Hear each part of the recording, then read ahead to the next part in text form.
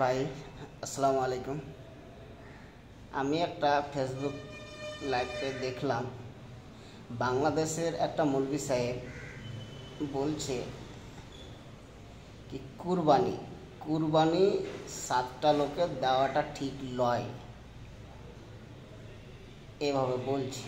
ঠিক আছে, আমি মানে নিলাম, আমার কি বাল দম আছে, মানে নিলাম 7টা লোকে দেওয়াটা ঠিক নয়, ওর দিলে 10টা লোকে ঠিক নয়।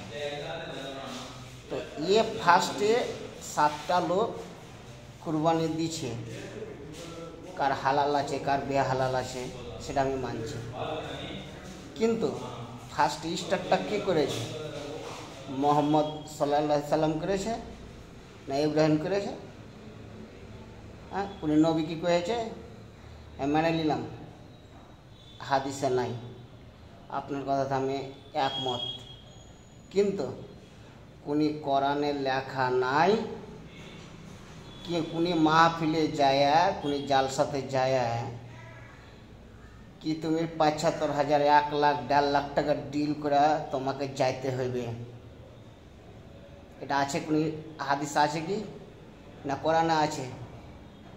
তো তোমরা মৌলবি হয়েছ ভালো কথা, মানুষকে জ্ঞান দিচ্ছ, কিন্তু তোমরা যে জ্ঞান দিচ্ছ টাকার উপরে নির্ভর করে জ্ঞানটা দিচ্ছ। আমার একটা মাদ্রাসাতে জালসা করতে এলাম, একটা উদাহরণ দিচ্ছি, কত মৌলবি সাহেব ডিল করছে, কিন্তু মৌলবি সাহেবকে বলছি সব মৌলবি সাহেব এক নয়, বুঝতে পারলেন কি না? সব মৌলবি সাহেব এক নয়, কিন্তু ডিল হচ্ছে। রাত্রে ফোন আসছে, একটা মাহফিলে কত নেবেন? ৭৫,০০০, ৫০,০০০, ৬০,০০০, ১ লাখ, এভাবে করে ডিল হচ্ছে।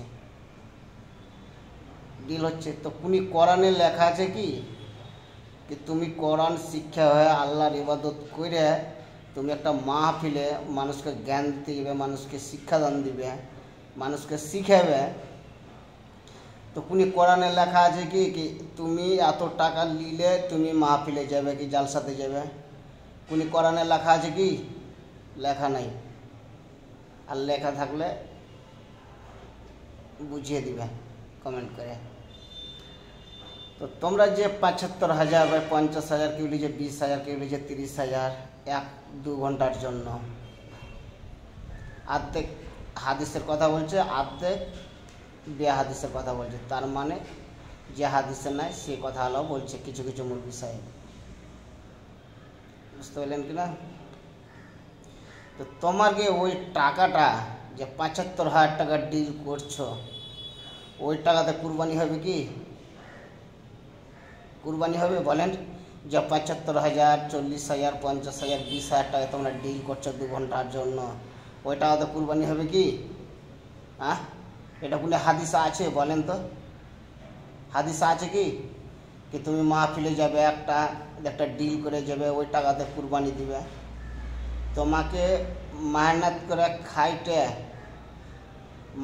করে এত রোদ্রে খাইটা তোমাকে কুরবানি দিতে হবে, ওই কুরবানিটা নেকি হবে?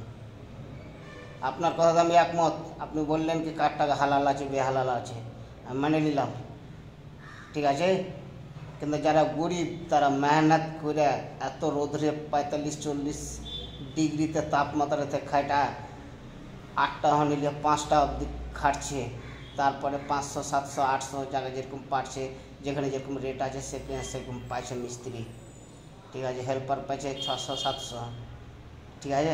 ওদের মেহনত করার টাকা, মাথার ঘাম চুয়া পায়ের চাঁদে অবধি গলে গেছে, ওই টাকাটা কি ইনশাল্লাহ কাজে লাগবে। আর আপনারা কি করছেন? এসি রুমে বসে বসে ভাষণ দিচ্ছেন, টাকা খারখার করে গুনেলে চলে গেলেন 2 ঘন্টাতে, ঝামেলা পার। ওই টাকাতে কুরবানি কোনো হাদিসে লেখা আছে কি তুমি যে ডিল করে টাকাটা নিয়ে যাচ্ছ, কোনো হাদিসে লেখা আছে কি তুমি ডিল করবে, ডিল করার পরে টাকা নিবে, জালসাতে যাবে ভাই, জালসাতে যাবে? এটা কোনো হাদিসে লেখা আছে? লেখা থাকলে আমাকে বুঝিয়ে দিবে। 11টা মৌলবি সাহেব আছে 11 রকমের মতো। যেরকম আমি একটা কথা বলছি, পীরে খানকিরা গেলে ওরা তো বারা সবসময় ঢোল বাজাতেই আছে, ঢোল বাজাতেই আছে, ওরা ঢোল বাজাতে আছে সবসময়। এই বাংলাদেশে বেশি হচ্ছে, আমি ইউটিউব চালাচ্ছি তো বাংলাদেশে, ফেসবুক চালাচ্ছি তো বাংলাদেশে বেশি বেশি হচ্ছে, আর বাংলাদেশের বক্তারা বেশি ঝামেলা পাকাচ্ছে।